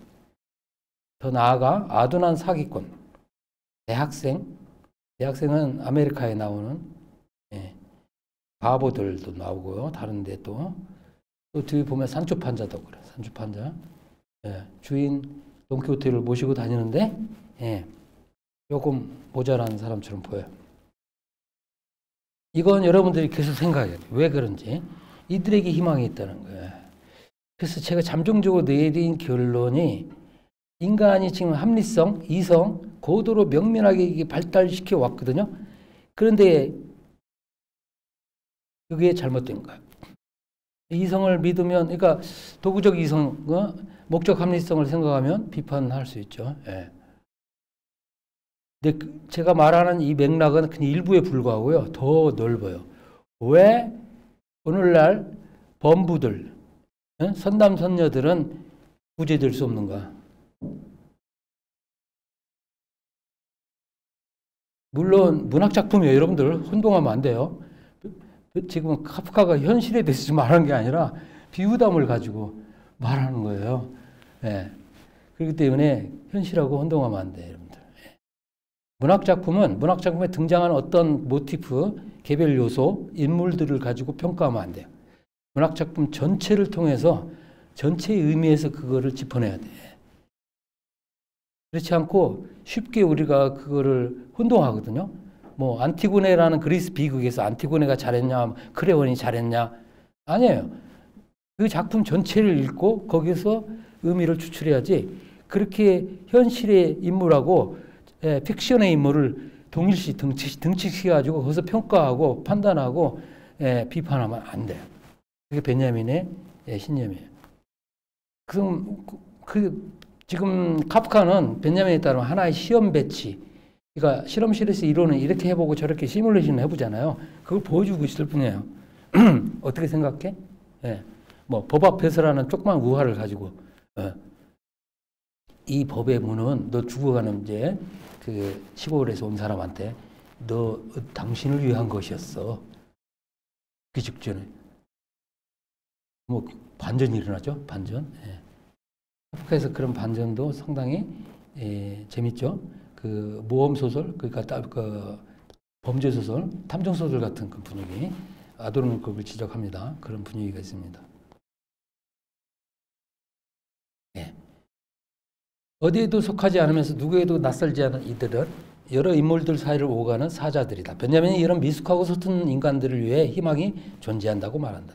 이들은 확고한 지위나 윤곽이나 위계를 갖고 있지는 않은 신화적 세계를 보여준다. 하지만 신화는 카프카에게서 더 오래됐다. 카프카는 신화의 유혹에 굴복하지 않았다. 그래서 오디세우스를 등장합니다. 그래서 사이렌의 유혹을 뿌리쳤다. 그래서 이거는 짤막한 단편인데 스스로 읽어보세요. 사이렌들은 오디세우스가 아주 교활한 사람이라는 걸 알았기 때문에 노래를 부르지 않고 침묵했다는 거야.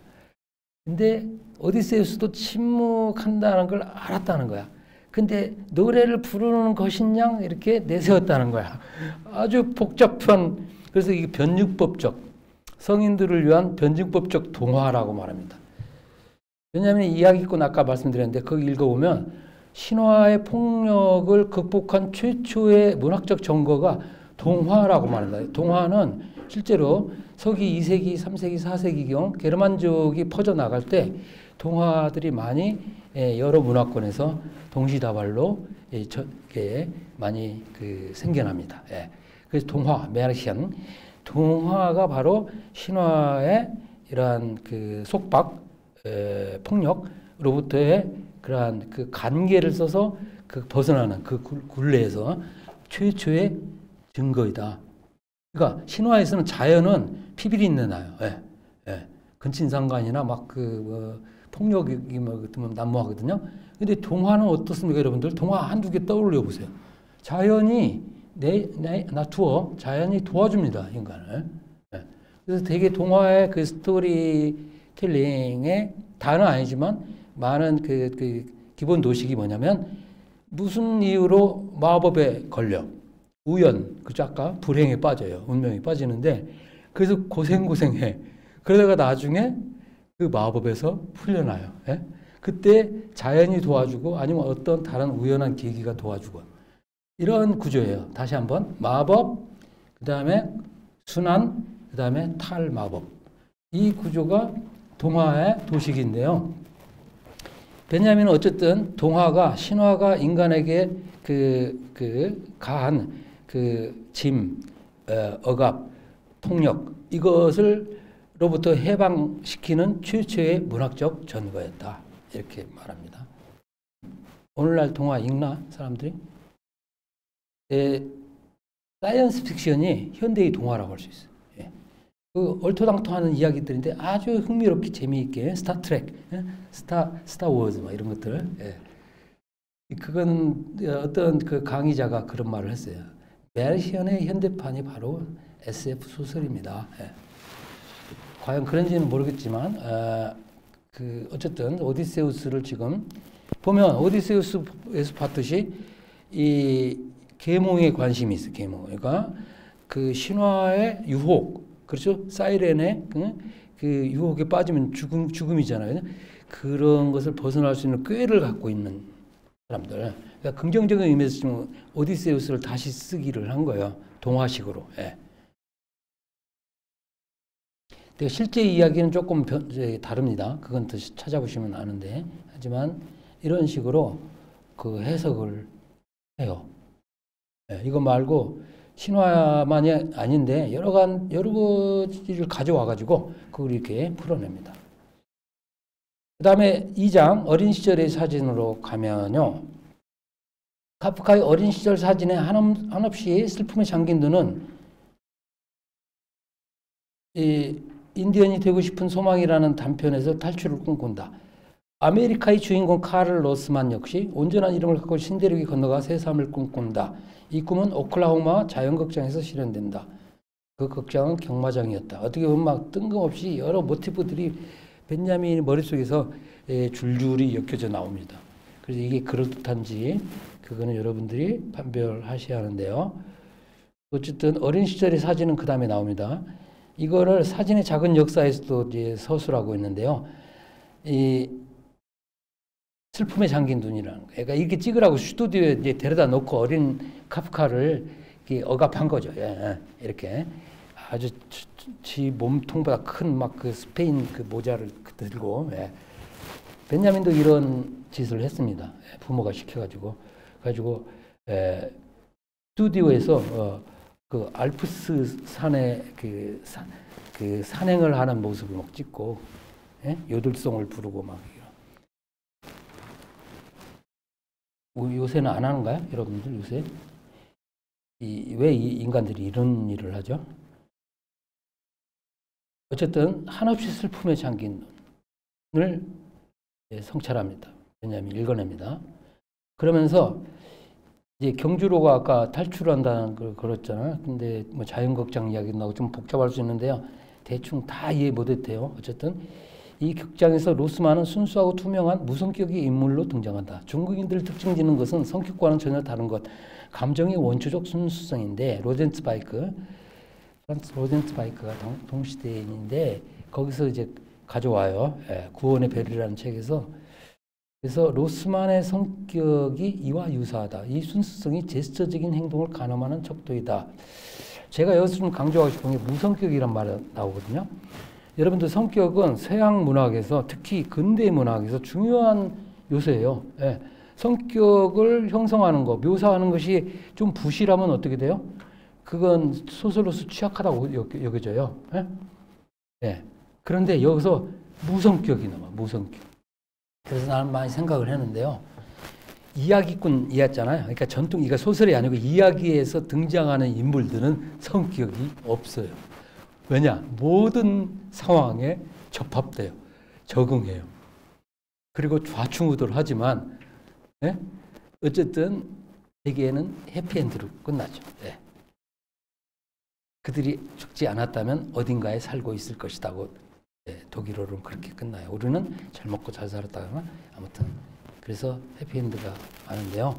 나는 이 무성격을 좀 주목하시기 바라요, 여러분들. 예. 그리고 우리가 아는 중요한 대표적인 소설들에서는, 예, 성격이, 예, 두드러져요. 예. 뭐 모비딕이라는 소설에서 주인공, 예. 그 플로베르 소설에서 마담 보바리 누구 다 독특해요. 예. 독특할수록 좋다고 생각해요. 근데 가만히 생각하니까 여기서 무성격 이야기 하거든요. 그래서 카를 로스만은 물론 장편 소설의 주인공이 하지만 성격이 없어요. 무슨 성격을 규정할 수 없어요. 어디에나 다 적응하고, 예, 어떤 걸도 규정할 수 없는 그것을 중국인들에서 로젠츠바이크가 보고서 그 서술을 하는데 그게 맞는지 안 맞는지는 차치하고 그걸 가져옵니다. 그래서 결론, 전통적인 이야기에서는 성격이 중요하지 않다. 오히려 성격이 없다. 그리고 근대 소설에서 성격이 두드러지게 나타나기 시작한다. 예. 도스토옙스키의 죄와 벌에서 무슨 라스콜리니코프의 성격. 예. 그러면 어떤 성격? 우리가 이제 이게, 예, W죠. 예. 그게 또 아주 그 뚜렷하게 윤곽이 지어져야만 좋은 소설이다 이렇게 생각하는데 이야기에서는 아니라는 거죠. 스토리텔링에서는. 그게 난 재밌었어요. 그 다음에 치연 배치 이야기는, 예, 카프카에서 제스처적인 것이 많은데요. 전부 시험 배치 이렇게도 해보고 저렇게도 해보고, 예. 그래서 제스처 자체가 암호 같은데 그 암호를 푸는 열쇠는 없어요 또. 그래서 제스처 예들을 제가 찾아봤는데요. 변신에서 사장의 동작, 소송에서의 신부의 동작, 저택의 문을 두드리면서 사람들이 겁에 질려 허리를 구부리며 걷는 모습 등등. 그래서 변신에서 보면요. 책상 위에 올라앉아 아래를 내다보면서 사원과 말을 한다는 것, 게다가 사장이 귀가 잘 들리지 않는다는 이유로 그 사원이 사장에 바짝 다가가야만 하는 것도 기약이 짝이 없다. 이런 구절이 나오거든요. 이게 제스처예요. 소송에서도 그래요. 예. 누가 이제 신부가 이게 이야기를 하는데 이게 손가락으로 짚어요. 아래다. 그러면 설교든 바로 아래에 있으니까 고개를 들어야 하잖아요. 그래서 하라는 대로 하는데 요제프 카가 그는 신부를 보기 위해 고개를 상당히 뒤로 젖히지 않으면 안 되었다. 막 이런 말이 나와요. 굉장히 그로테스크하고 왜 이런 걸 쓸까? 예. 그 다음에 저택의 문을 두드리면 이건 나는 굉장히 오랫동안 생각했는데 재밌어요. 영주 저택의 문을 두드리는 소리를 들은 사람들은 이게 두드리지 않고 두드리는 신용만 했을지도 모른다 이런 말도 써요. 그러니까 이런 걸 보면요. 상상력이 제가 보고 상상력. 우리 현대사회에서 이런 것들이 많고요. 그래서 나는 카프카도 어렵게 생각할 게 아니라 19세기 위대한 소설들의 전통은 심리소설이거든요. 리얼리즘이라고 우리가 사조라고 말하지만 도스토옙스키, 톨스토이, 다 디킨스, 그 발자크 다 심리소설이라고 아도로는 말합니다. 그러니까 인간 내면을 깊이 파고들어서 그걸 끄집어내는 건데 카프카도 보면 심리가 굉장히 복잡해요. 예. 그래서 이 저택의 문을 두드리면서 보면 사람들이 몸을 웅크리고 간대. 이게 그 주민들이죠. 그 마을 주민들이 영주 저택이 있고요. 그리고 왜 그럴까? 일단 두려움에서 아니면 난 못 들은 척 할래. 뭐 여러 가지. 그래서 여러분들이 문학 작품이 좋은 점 이게 변죽을 제가 올리는 건데요. 상상력을 풍부하게. 무슨 말이냐면 어떤 현상을 딱 봤을 때 이게 아닐까? 저게 아닐까? 계속 변주를 해요. 네. 그거는 분명한 것 같아요. 그래서 여러분들 젊잖아요. 젊은 나이에 나이 들었어도 40, 50대 되는 사람들도 앞으로 살 삶을 생각하면 가장 젊을 때예요. 지금 젊을 때 이 상상력을 촉발하는 거고 문학 작품이 아니더라도 또 오늘날은 또 문학 작품이라고 분류할 수 있는 그런 어떤 장르적인 구별도 그 경계도 모호해졌거든요. 그래서 문학이냐 비문학이냐 중요하지 않아요. 아까 카프카도 보면 순수한 문학과 단절했다고 했잖아요. 그래서 글쓰기면 다 좋아요. 예. 그리고 좋은 글을 쓰려면 많이 읽어야 돼. 근데 읽다 보면 상상력이 풍부했죠. 제가 보는 한강 작가도 그쪽으로 도가 텄어요. 그래서 읽지 않으면 몸이 바스라질 것 같다. 그런 말 하는 거야. 예? 안중근도 그런 말 했어요. 하루에 책 안 읽으면 입에 혓바늘이 돋는 것 같다. 일일 불독 쓰면 구중생 형극이라. 그러니까 사람이라면 교양 있는 사람이 되고 싶죠. 상식 있고. 그러면 책을 안 읽으면 바보가 돼요. 책을 읽어야 돼 반드시. 그 책이 계속 순환돼야 돼. 피와 같은 거야. 아니면 책 읽기가 저거 하면 영화를 봤대요. 그리고 그거를 아무거나 많이 보지 말고요. 그러다가 체하거든요. 그리고 다 잊어버려요. 그러니까 좋은 걸 골라서 집중적으로 2번, 3번 보기. 제가 영화 보기 습관이 그렇게 바뀌었어요. 좋은 영화를 다시 봐요. 왜냐하면 스토리가 탄탄하거든요. 그 스토리 엮여진 걸 보고 감탄을 해요. 제가 왜 다 이런 이야기를 하냐면 카프카의 소설도 그런 심리적인 거, 그다음에 대강, 정신분석을 뛰어넘는 그냥 심리를 뚫고 있고요. 그리고 게다가 이해할 수 없는 제스처까지 싹 집어넣으면서 그 다음에 또 하나 마지막으로 제스처 이해입니다. 카프카에서 거의 항상 낮게 나타나는 천장은 사람을 억압하고 내리누른다.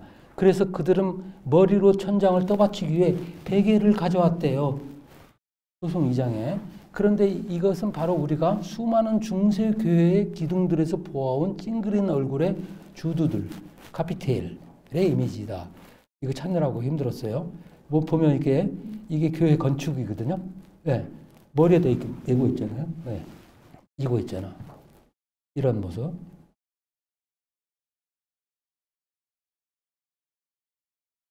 그러면서 하는 말이 이 제스처들은 그 끝을 내다볼 수 없다. 각각의 제스처는 사건이고 드라마 자체다.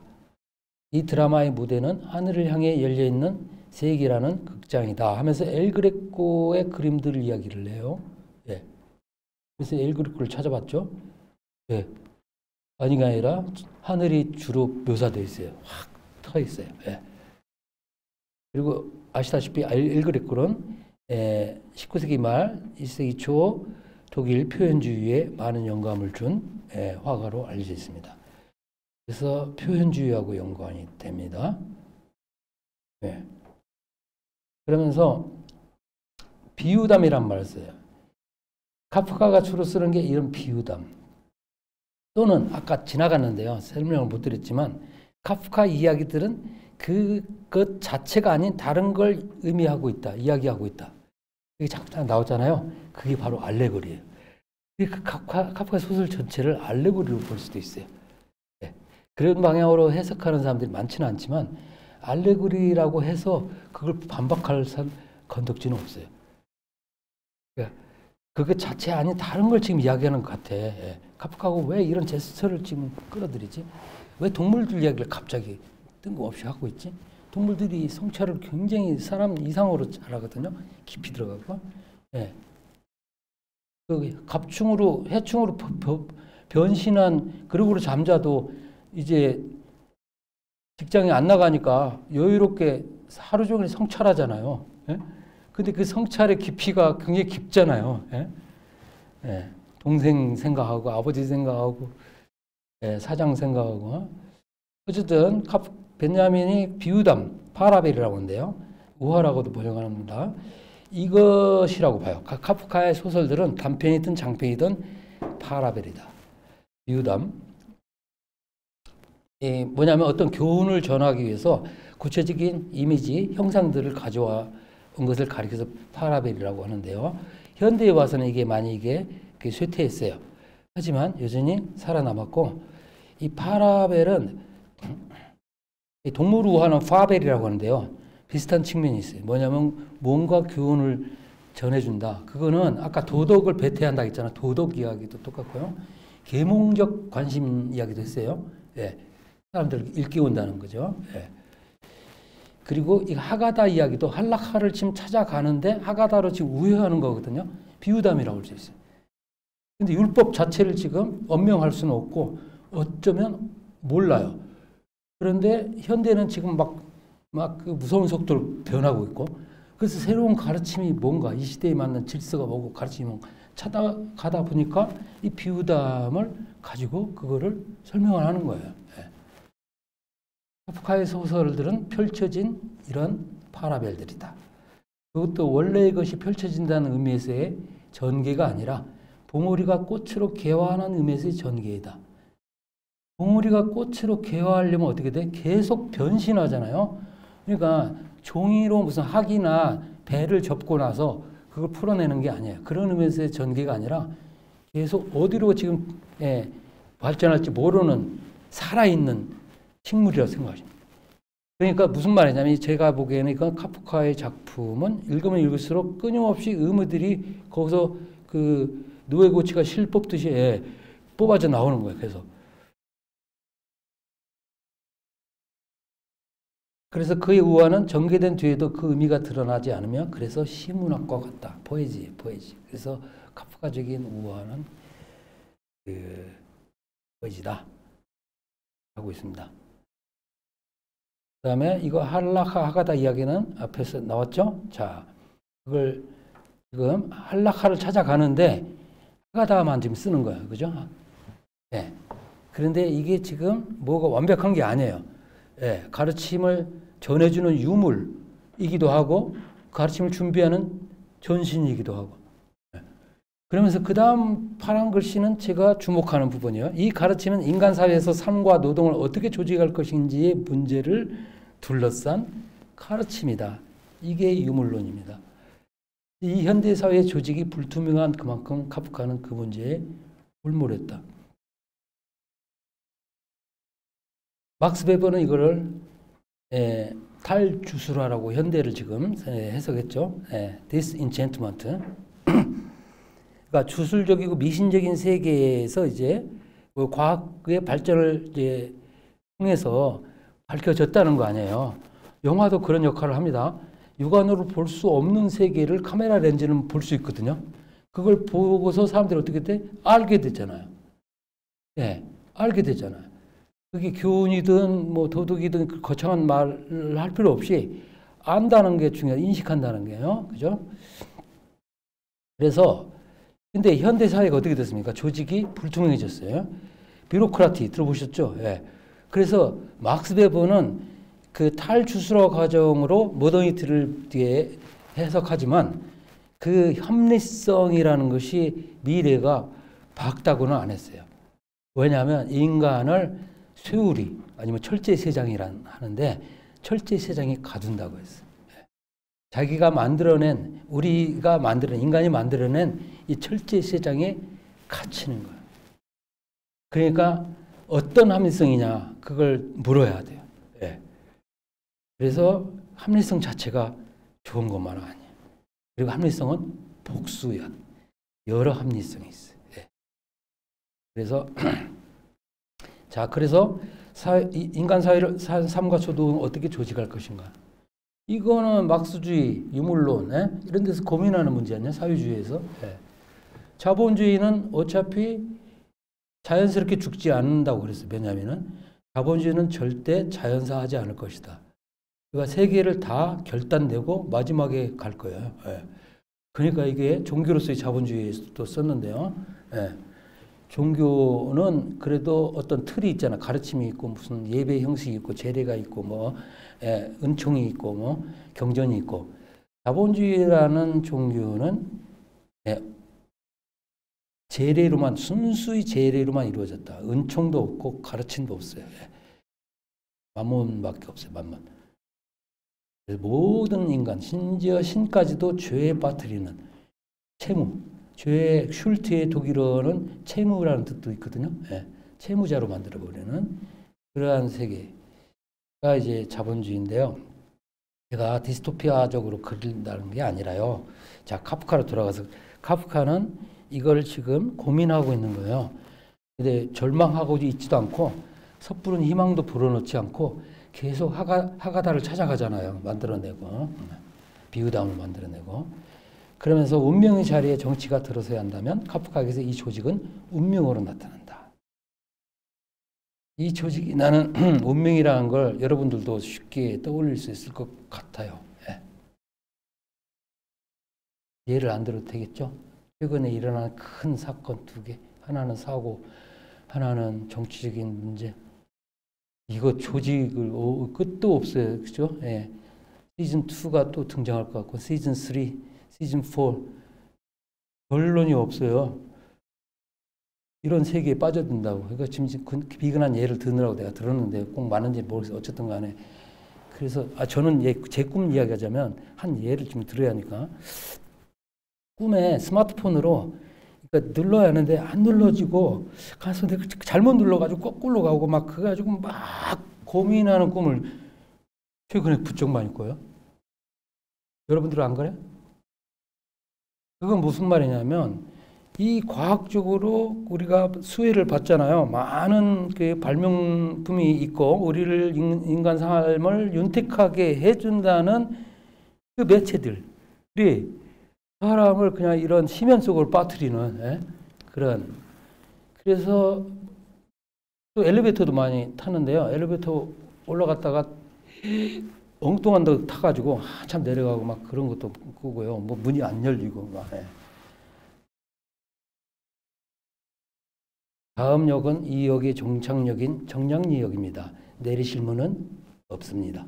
뭐 그런 걸 제가 웃기는데 웃지도 않네요. 어쨌든 출구가 없는 상태로 계속. 그래서 소통 매체는 이렇게 발달하는데 소통은 점점 빈곤해지는 이 역설을 여기서도 볼 수 있어요. 그래서 합리성, 과학 그렇다 해서 그거를 무시하는 게 아니에요. 계속 그걸 쭉 따라가면서도 아직은 새 질서를 못 찾았어요. 그러니까 2분 남았습니다. 제가 이제 마무리 할게요. 그래서 중요한 얘기 한 것 같아.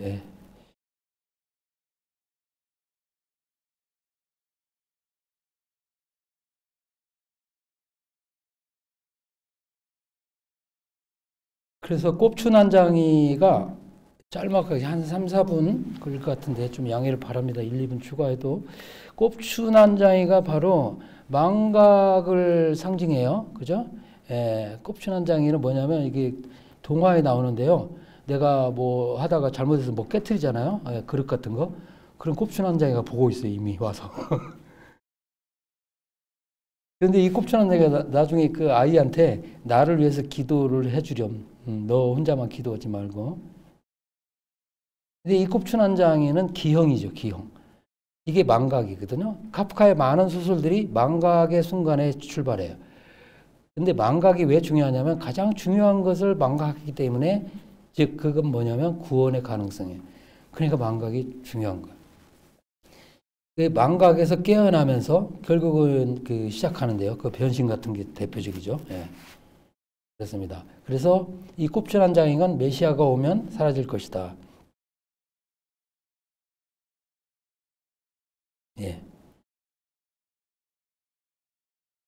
그래서 꼽추난장에는 벤자민의 1900년경 베를린의 유년 시절 마지막 단편 제목이 꼽추난장입니다. 거기서 이제 이런 이야기가 나와요. 어릴 때 보면 그릇 깨뜨리고 무슨 일 저질 사고를 치면 꼽추난장이가 나를 보고 있었어요. 미리 와서 보고 있어요. 항상 나보다 선수체. 그러면서 나는 내 회상록을 다 썼다. 근데 회상록의 주인공은 꼽추난장이었다. 꼽추난장이는 내가 기억하지 못하는 것까지 다 기억하고 있어요. 그렇기 때문에 지금 역설적인 상황이죠. 벤자민이 자서전을 썼는데 자신은 꼽추난장이가 한 일이다. 이런 말을 씁니다. 그래서 꼽추난장이는 결국은 그 메시아가 오면 사라질 것이다. 그러니까 메시아는 기다리는 거지. 메시아를.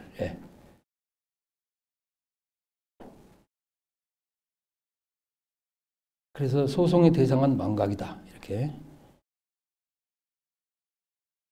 이야기를 합니다. 그리고 마지막 산초판자가 아까 미숙한 사람 중에 하나인데 이들에게 희망이 있다. 그래서 산초판자를 보면요. 이건 꼽순환장에 제가 그림을 가져왔습니다. 여러분들 아주 선명하게 잘 출력되어 있죠? 예, 이거 좀 너무 부드럽게 그려져 있는데 귀엽게 그려져 있는데요. 예. 꼽순환장이가 동화로 전승되어 왔어요. 베냐민이 그걸 가져다가 쓴 거예요. 그래서 망각과 기억의 문제를 다루고 있습니다. 산초판자는 뭐냐면 이건 카프카 단편의 전문을 읽을게요. 산초판자는 세월이 흐르는 동안 그가 나중에 돈키호테라는 이름을 붙여준 악마에게 저녁 시간과 밤 시간이면 기사 소설과 도둑 소설들을 잔뜩 갖다 바치면서 그가 절제 없이 미친 짓들을 행하게 함으로써 그를 자기로부터 떼어놓는 데 성공했으며 이런 사실을 한 번도 자랑하는 일이 없었다. 그러나 그 미치광이 짓들은 미리 정해진 대상이 없었기 때문에 물론 산초판자가 그 대상이 될 수도 있었지만 아무에게도 해를 끼치지 않았다. 자유인인 산초판자는 침착하게 어쩌면 어느 정도는 책임감에서 돈키호테가 출정하는 곳들을 따라다녔으며 생을 마칠 때까지 거기서 유익하고도 큰 즐거움을 맛보았다. 이게 아까 지체학이 있잖아. 유해가 결정을 내리고 돈키호테를 떠나는 것도 아니고 돈키호테를 따라가면서 자기 즐거움을 찾으면서 하나의 보완적 세계, 자기만의 공간을 찾는 거예요. 그래서 결론, 이들에게 희망이 있다고 했는데요. 베냐민은 카프카 해석에서 법이 많이 나오는데 법은 비어 있다고 말합니다. 가르침은 찾아가는 중에 있고 찾아가면서 이런저런 시험 배치를 해보고 하가다적인 실험을 합니다. 그래서 카프카를 어떤 신학적인 도식에 따라서 해석하는 것을 반대해요. 베냐민은 카프카를 그렇게 보고 있습니다. 즉 법은 하나의 명분으로 내세우는 거예요. 근데 법은 비어있다고 말합니다. 그러면 여러분들 독자가 채워야죠. 상상력으로 아니면 나름대로 다른 방식으로. 그래서 그 카프카가 모더니티 공간에서 새로운 스토리텔링, 서사적인 것을 구해낸, 복원한 작가다.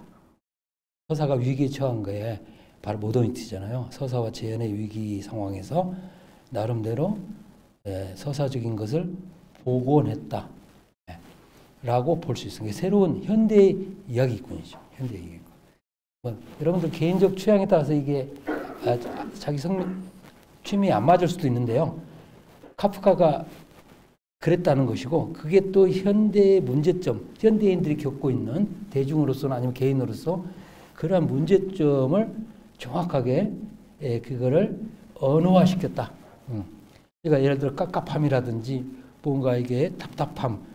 그 보면 그게 아까 그 억눌려 있다는 느낌, 여러분들 잘 때 그 가위 눌릴 때라든지 아니면 다른 데서도 많이 익숙한 그 경험일 거야.